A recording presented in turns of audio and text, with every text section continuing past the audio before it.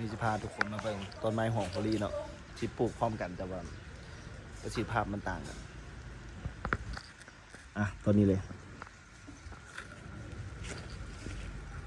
ต้นนี้น่าจะเข้ารักปีเนาะปีปลายน่าจะเข้ารักปีแต่บ่ฮอดปลายปานใดหรอกไอ้ลองมาคำนวณแล้วคะแนนมาแล้วก็คือว่า1มาเป็นน้ำดิน2มาเป็นน้ำทีเราบ่ได้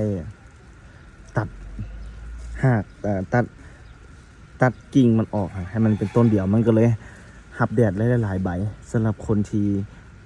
บ่เอาคำแนะนำของทางหงมู่หรือว่าทีมงานของโฮลี่นะเพราะว่าตัวนี้สีเหมาะในโจทย์ที่แบบจะปลูกหลายปีที่เกิน10 ปี15 ปีเพื่อไปตัด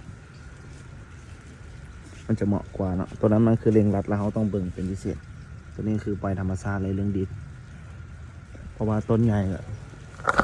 ธาตุอาหารบอกกับบุมีเนาะตัวนั้นมันก็ไก่เติบในหลายแมตเติบตัวนี้ก็น้อยๆอะโวคาโดกับมันกับอะไรขนาดนั้นโอเคก็ถือว่าเป็นความคาดหมายอะไรต้นนี้น่าจะปียังบ่ฮอดปีน่าจะเดือน3เดือน4ยังบ่ฮอดใกล้จะฮอดปีแล้วตอนนี้แต่ว่ามันไปไกลแล้วนะเนี่ย